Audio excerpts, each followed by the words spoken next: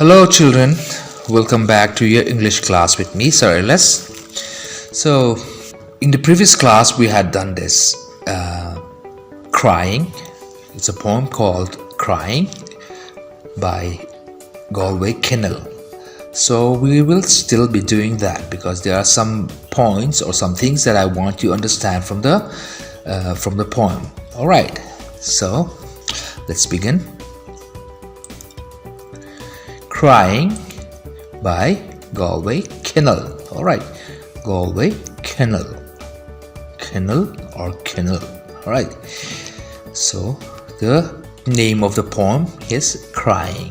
Anyhow, there are some points that I want you to know. What we are learning now is a poem, but just for your GK. GK means general knowledge. Understand? Listen to the pronunciations. Alright, so this is for your general knowledge. Right, it's not in your book. Here, UK. See, they said poem. Poem. What about US? Poem. Poem. Poem. That is the difference. Alright, please try to remember that. Now, moving on. Galway is a poet, composer, writer, etc. etc. And in fact, in the previous class we had learned that Galway Kinnell had won a Pulitzer Prize. I think you all know what a Pulitzer Prize means. Right, do we still know about the Pulitzer? If you don't know it, you scroll it, you take a look back at the previous video. There you will find the meaning of Pulitzer. Alright. So when it comes to work of arts like music, poem, song, etc., we say composed or composed by instead of create, made. Right? So we cannot say I created music. No. Music is composed and songs are also composed. Or you see, sometimes you might hear people saying written by or something like that, but composed is much more appropriate for this kind of arts like music, poem, song, etc. Alright, remember that. This song is composed by. Alright, or this music is composed by, or this poem is composed by. Now you can use it like that instead of saying this music is created by, or this music is made by. But if we use this kind of word, compose or composed by, with this music, poem, song, etc., it is stylish. Alright, so please remember that. And here are the answers to the questions of the previous assignment. I had given you assignment, so let's see. Soaked. Make or become thoroughly wet by immersion in liquid. Here, liquid here will mean mostly water. Understand? Because water is a liquid.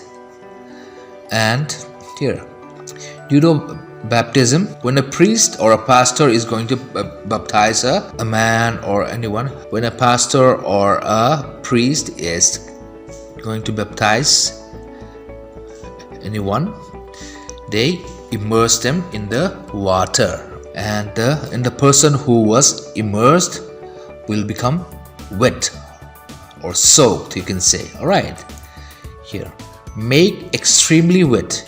Alright, same thing here. Example, the rain soaked her hair. Understand? The rain soaked her hair. So here means it is all wet. Alright, her hair becomes wet because of the rain.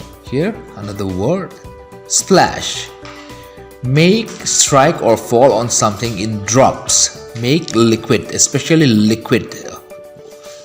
Here, if you pour a bottle of water from here, let's say, or from heights, if you pour water, it will come down in drops and it will fall on something, and that will create a splash. Understand? Here, fall or to be scattered in drops, strike or move around in water causing it to fly about. Here, scattered, also I want you to look this up on your dictionary. All right, and here is the sentence, example sentence. All right, the water splashed when the boy dived in the pool. The water splashed. I hope you understand this. Try diving in the water or in any pool. You will splash water. Water will definitely splash when you dive in the water, or if you throw anything. If it's big, the bigger is the splash. If it's small, the splash will be small. Alright, little or small, let me say. Here, wept. Wept is the past tense of weep, which means shed tears. You know tears, right? The water that comes out from our eyes, from the eyes. Some people say archaic, like that. In archaic form, it's mourn for. Mourn also is synonymous with this weep or cry. Synonymous means having a common meaning, sharing a common meaning. Alright, which has a similar meaning. Like weep and mourn, they have a similar meaning. Understand? But mourn is a bit archaic. Understand? Because it's a bit old than weep. Let's say, for example, here, they wept over their dying mother. Understand? So it's not only crying anymore, they weep. Weep involves emotions. Understand? But when you cry, you can just cry away. I mean, during the time when you are, during the time when I was a boy, teachers used to beat us, alright, and we cried. But there was not much emotions attached with that, so we simply forget it. Understand?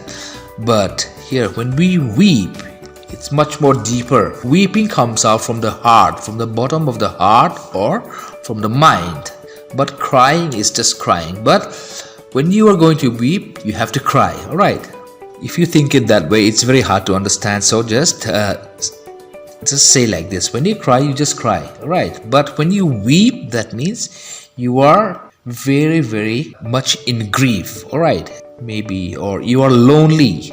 And you weep. Understand? When you're lonely, you weep. You don't simply cry, you weep. Understand?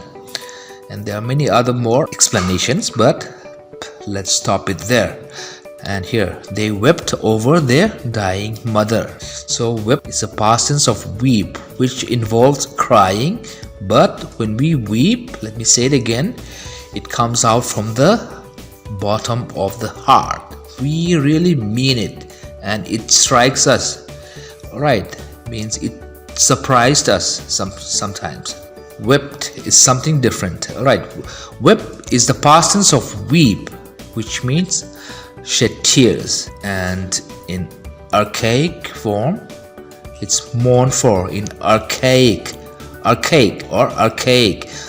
that's your choice. The pronunciation, archaic form, it's mourn for. So we don't use this word like mourn these days. Weep, sometimes we will use it. These days people use cry. But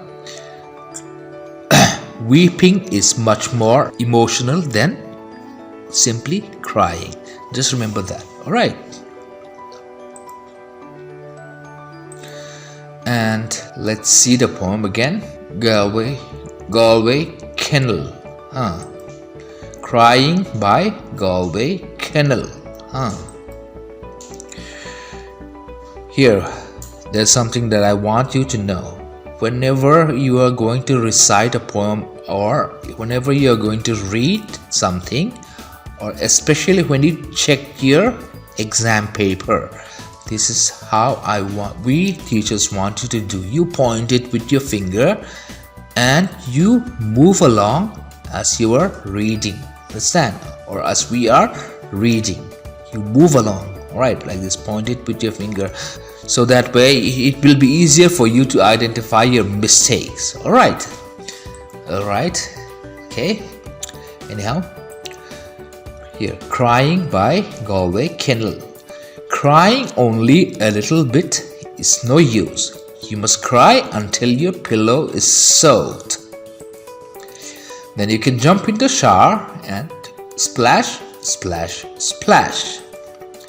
Then you can throw open your window and say, ha ha, ha ha. And if people say, hey, what's going on up there? You can say there also. And if people say, hey, what's going on up there? Ha ha, sing back, just sing back. Alright. Happiness was hiding in the last tear. I wept it. Ha ha, that means when he cried over the sadness, so happiness is hiding in the tear. If this fellow did not shed the tear, he will not find the happiness that he is supposed to have when he cried out. Understand? So that's about it. Whenever you are in grief, or whenever you are in shock, or sometimes you might have people break up with their girlfriends like that, and there are some people you might have experienced the death of your loved ones, like your mother, your father, sister, cousin, like that. So that time you are not simply crying, you weep. Understand? Weep is much more deeper than crying. Understand?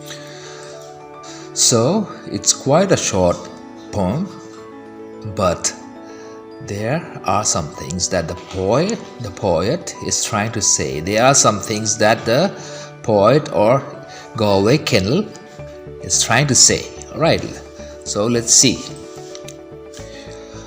When we cry over something, it's better to cry it all out instead of hiding the emotion. Because if we hold back or hide our tears, we are still suffering inside. Remember this, because it's important. Because if we hold back or hide our tears, we are still suffering inside.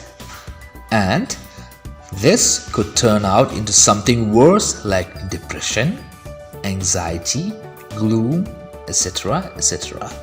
So if you can cry, but crying without any reason is not good. Alright, but when you weep or when we cry because of the death of our loved ones, when we cried out, or when we are hurt by people and when we cry it out, it gives us a sense of relief. But if we carry that thing inside us without shedding any tears or without crying, if you want to cry but you just hold back your tears, that is not good. Just cry it all out, because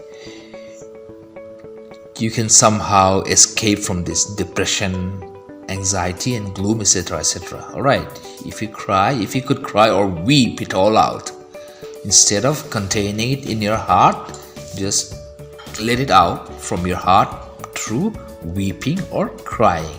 Alright. When we cry or weep over something, especially in a situation of death of loved ones, alright, it gives us a relief from the grief that we are facing. See, if we can weep over something, alright, especially in a situation of death, when our loved ones die, it's better to weep or to cry it all out, because it gives us a sense of relief, or like that, okay, from the grief that we are facing. So it's better to cry out instead of holding it back.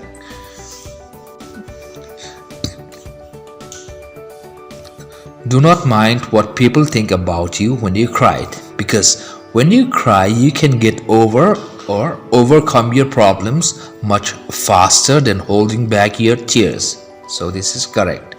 When you cry and it's easier for you to forget it. But if you hold back the tears, that means the grief will still be inside here. But when you cried out all the grief and it's gone. It might not be gone 100%, but at least some will be gone. Understand? So it's better than holding back the tears. It's better to weep and cry instead of holding back the tears if the reason is genuine. Understand? Anyhow, here, cry and weep are synonymous. A normal cry or crying doesn't involve emotions too much. Anyone can cry for many things, but weep is much more emotional than crying. We can say like this: anyone can cry for many things, but weeping is much more emotional than crying. Understand? Although it involves shedding of tears like that, both of them, weeping and crying, but weeping is a bit deeper than crying. The feelings that we get from this kind of situation. Understand?